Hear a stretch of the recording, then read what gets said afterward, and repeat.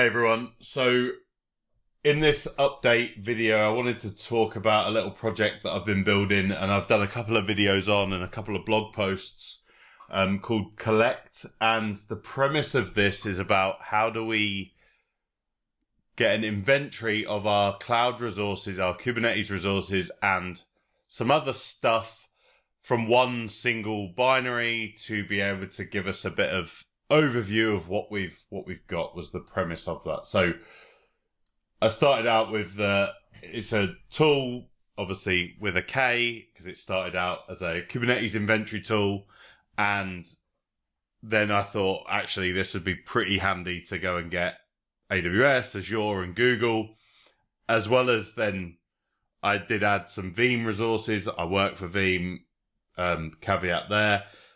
And then in this release that I've just updated, which I haven't done on the README yet, is around Terraform state files as well. So quite a few different varying tooling that we're getting inventory for. And basically it provides us a CLI and a web interface to visualize, or at least get access via JSON format, these various resources, and allows them to be exported, imported.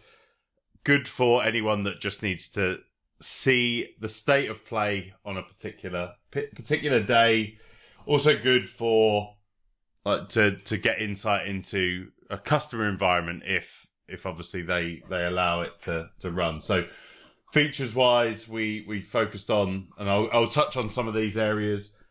So from a Kubernetes point of view, obviously there's a lot of resources within your Kubernetes cluster. It could be pods, deployments, stateful sets, CRDs, virtual machines now, blah, blah, blah, like that, PVCs, storage classes, volume snapshots, all of that. So what we're doing here is we're getting all of that information via the Kubernetes CLI, basically the Go package. Everything's written in Golang from a back-end perspective. Front end is everything in JavaScript.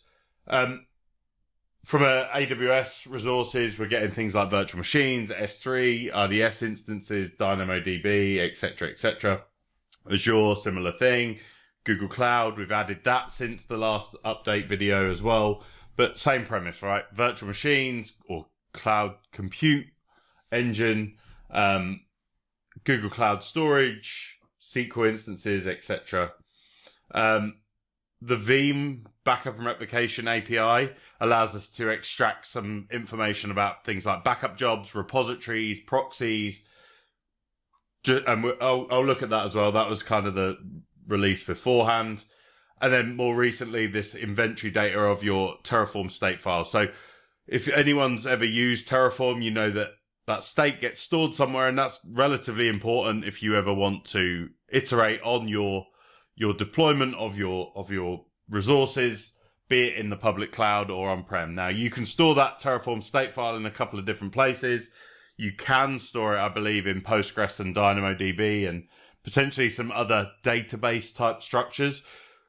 Generally, I either store it locally, bad practice, don't do that, especially if you're in a shared group, or I'm going to store it in an object storage location, AWS S3, Azure Blob, Google, etc.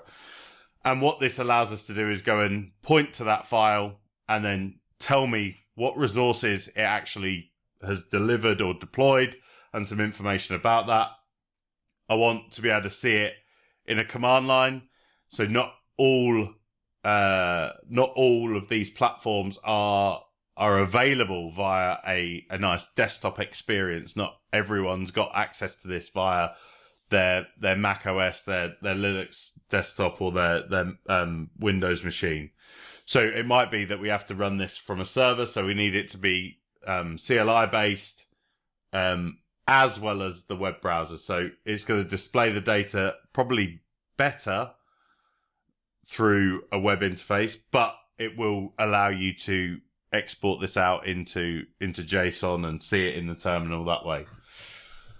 Okay, an important factor, I didn't want to take any data here, and if those of you watching remember a tool called RVtools, and this is where the inspiration really comes from.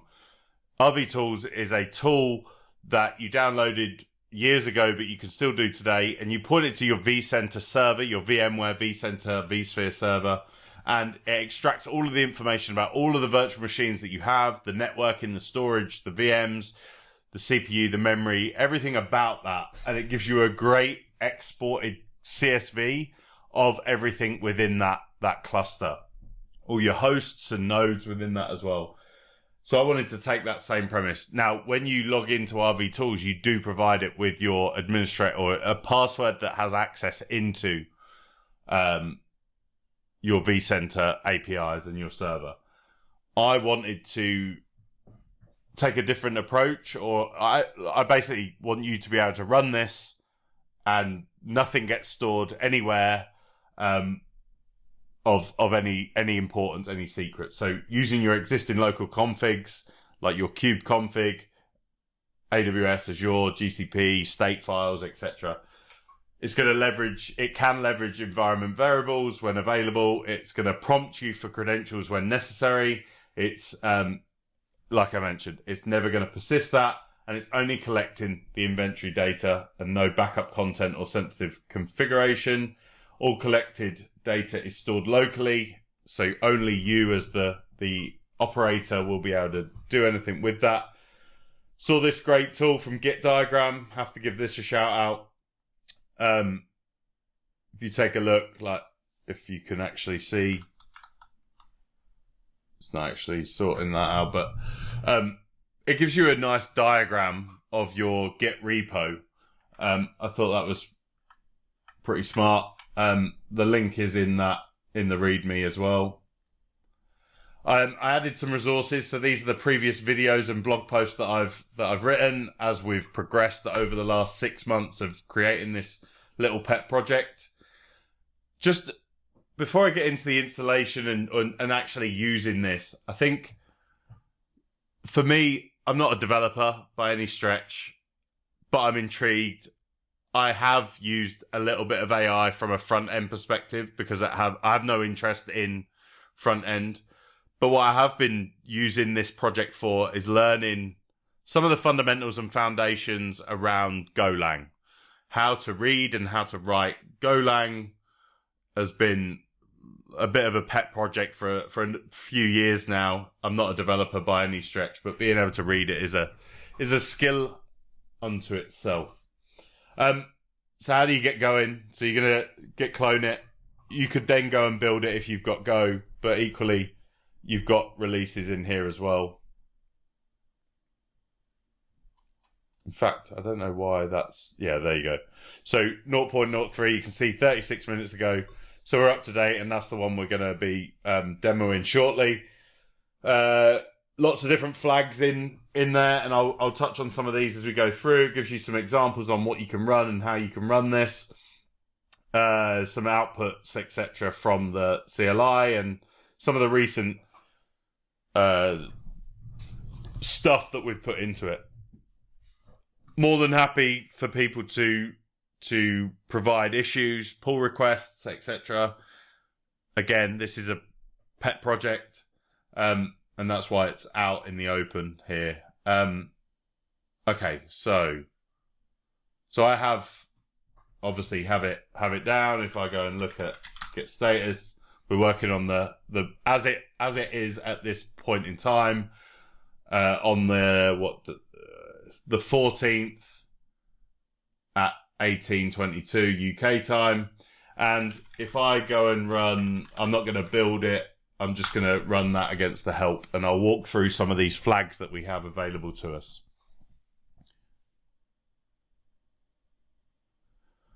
So first and foremost, we can just run command collect, or we can run the binary, and out of the box you could use it to inventory your AWS, your Azure, your GCP, and it will use your local CLI or SDK configuration files to be able to go and grab that. Equally, you can point it to your Kubernetes cluster. It's going to use a kube config from a default location, or you could provide a kube config and the location of that kube config here.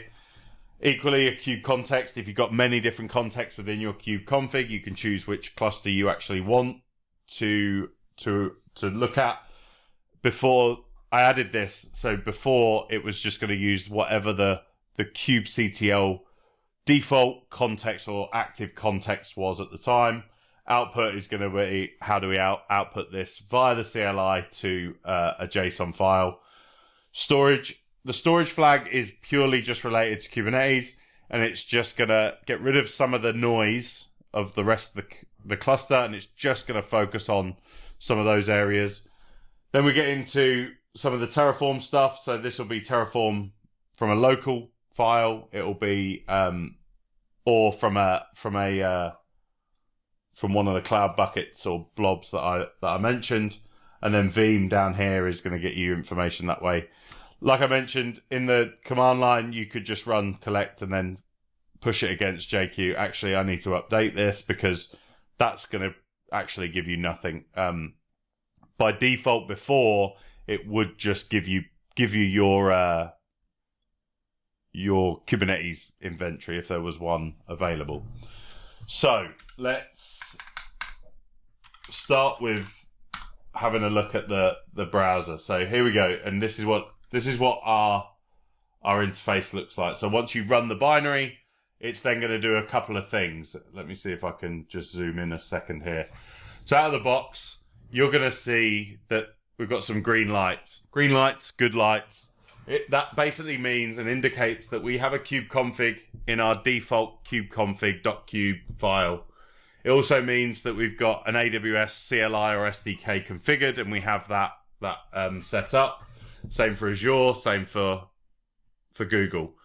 The validation here means that the Terraform CLI has been detected. Clearly, I don't know where anyone puts their state file, so I can't put a green light on that. And then for the Veeam one, and I'll get to this shortly, is this is gonna provide you'll see how we connect into that.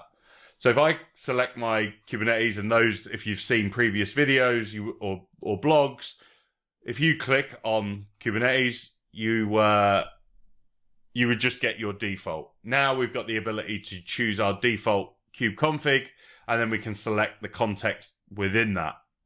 So if I choose my up the stack, that's a Talus cluster hosted via up the stack, or I could choose to point it to a kubeconfig file that is elsewhere.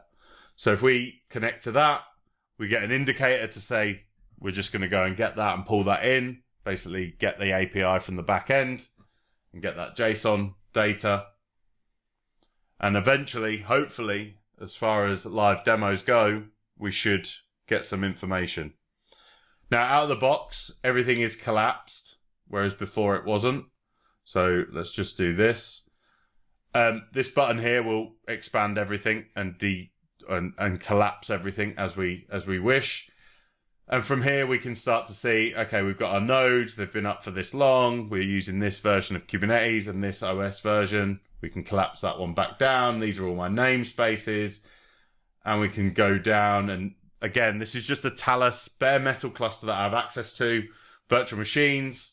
You can see that I have a few virtual machines. Now, I have added additional buttons to get more information out of this. Now, if I just wanted to bombard the interface with more, it was going to be a bit messy. So if I want to see what this data volume is associated to this Debian 12 VM, I can click on that and it will give me information about that PVC information. Ultimately, we can go up here and we can see a list of all of those. I have some plans about how do we get more information about the data inside of the PVC. I think that might be useful. We can then also export that data out to a JSON format locally. We can also import that, and I'll touch on import later. Obviously important, while I don't forget it, is the light mode. Sorry, everyone's eyes. But ultimately, if you want that, we've got it's 2025. You have to have a dark mode. Features, functionality, exactly the same. AWS wise, this is also going to open up a new form. So you're either going to use your AWS CLI configuration or your SDK. It tells you where it's stored.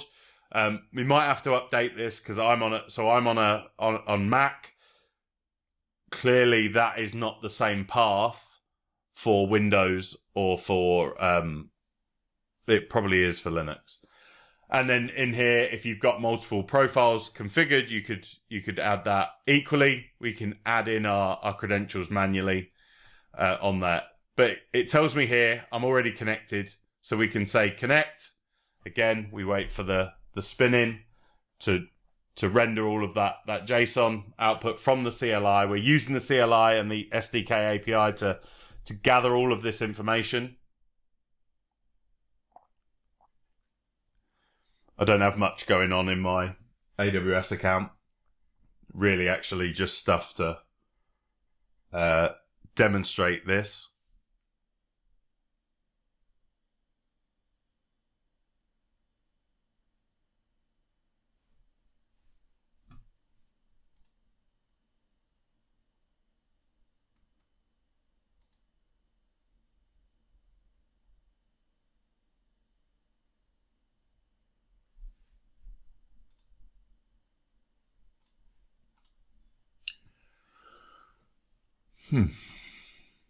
Okay, so you can see here that I have some EC2 instances, I have some S3 buckets, I have a VPC or VPCs, expand, yeah, all of that good stuff. Azure, exactly the same. Now you can see here, so Azure I have a little bit more going on, especially for a wider group of ours. So it notices that my default is Michael Cade sub, but equally I can go and choose any one of these. But importantly, if I don't have access to, say, Rick Vanover's and I hit connect, it's going to tell me that. And maybe even here, look, you can see forbidden in the console. And it says no platform selected, selector available. That is simply because I don't have access to that particular subscription. So you have to have the rights to be able to run this against. So again, I probably won't run through this to every single one, or maybe I will, just to show that I have looked at this. So you start to see, okay, great stuff. So for Azure, I have resource groups. This was a feature request that I had. Azure VMs, the blob containers, etc. All of that good stuff. Great stuff.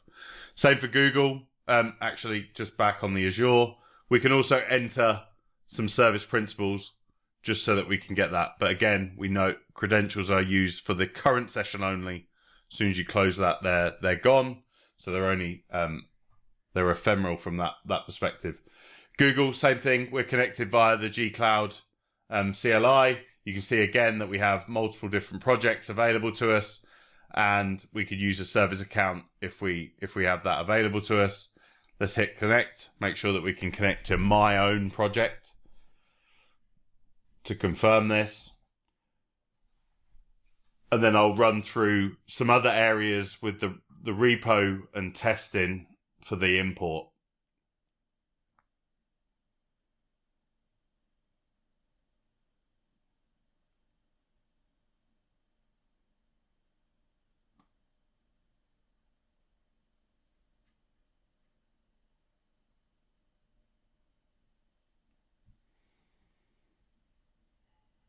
So I'm pretty sure there's only a couple of Google Cloud storage buckets in Google.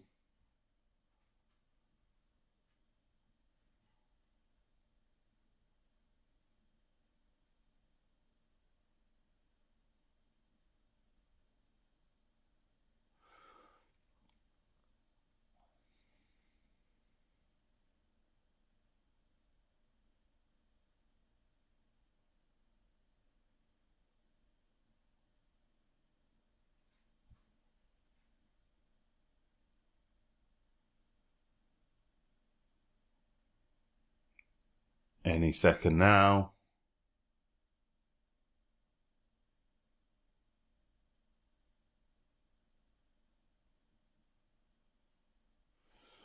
Yeah, so just a couple of buckets. Not sure why that took so long. Maybe someone else could give us some feedback on that. Okay, and then from a Terraform perspective, we can choose our local state file. So I'm going to just choose a test TF state. So any .tf state file is written in JSON format anyway, and it will give you that input. So if I open that and I load that state, you can see that I have very much an AWS test Terraform state file. Also, if we go to, let's just try this, because I think I called it Kollect.tf. No, this will be interesting if this actually comes up. And I called it TF state, and it's in EU West 2, if that is the UK, and we load that. Same file, just up in that bucket. So pretty simple stuff there. Now, before I get into, so obviously you've got your other options. Now that's not a public bucket. That is using the AWS CLI that we already have configured as well. So bear that in mind. If you just put in a bucket that's not public, which it shouldn't be, you're not going to get anything, but it uses these connections to gain access to that. Equally, maybe you've got a JSON file that you've pulled down from a customer or from another location, and you want to reread what that inventory looks like. We can do that. I have some tests. I have a test folder in the repo, and I can go and look at that test machine here. So again, if I go down, so this isn't the same. I have an Ubuntu VM. You can see that that's made up of a root disk, a config map, and a data volume. Equally, down here, you can see a list of those data volumes as well. I've got the same test files for Azure. Bit more going on here. Expand those out. You can see the resource groups and everything that goes along with that. AWS, exactly the same.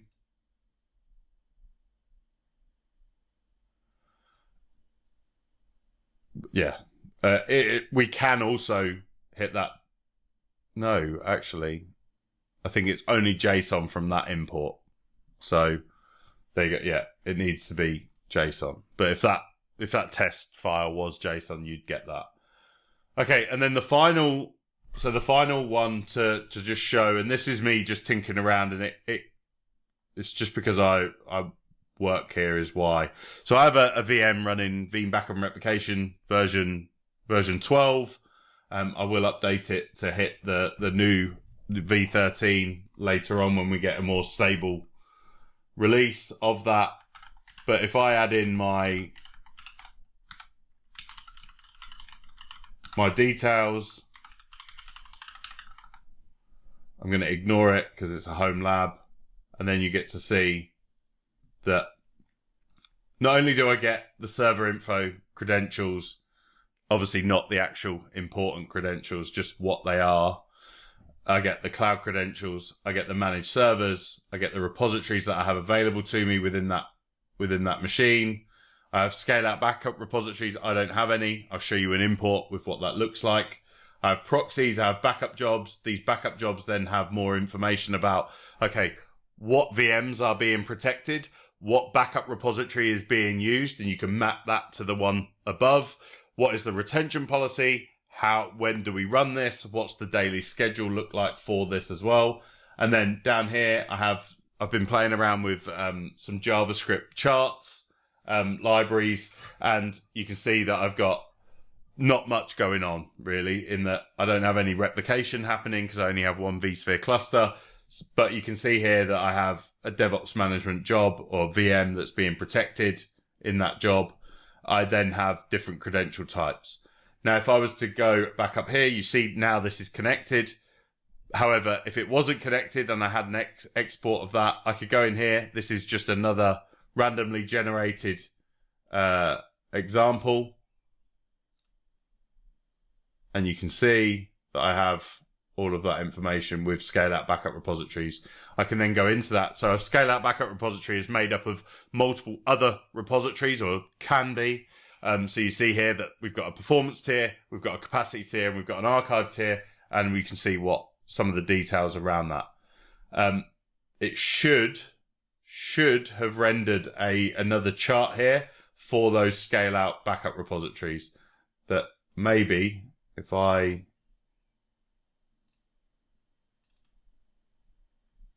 maybe I've just broken something or found.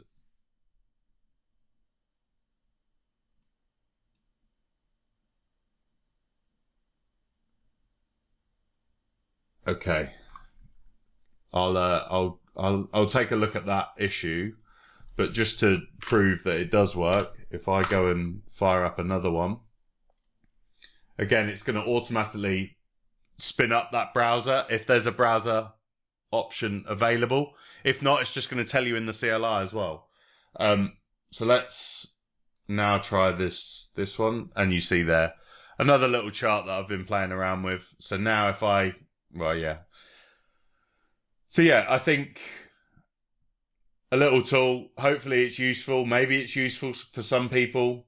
I have a few issues that I'm starting to get through. One that I think is going to take a bit of time, but I think could be quite useful for at least the backup admins and infrastructure teams that are responsible for data, is this snapshot hunter. I want to shine a light on where snapshots have been created and left hanging or dangling. They're costing people money in the cloud, so I think that'll be an interesting one. I think there's another area around Cost Explorer, like, are these systems being used? Then we start to look at things like security and everything else around that. So also, I mentioned this before, showing data usage within the PVC. I think that would be a powerful way of being able to get some insight into different databases that we see within the Kubernetes cluster and how we can report on that.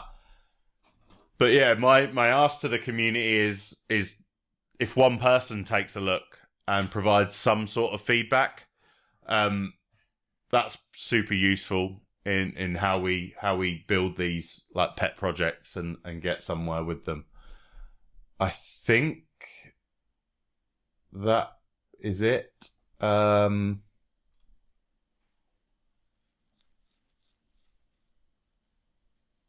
Yeah, I think from that, I think we're good.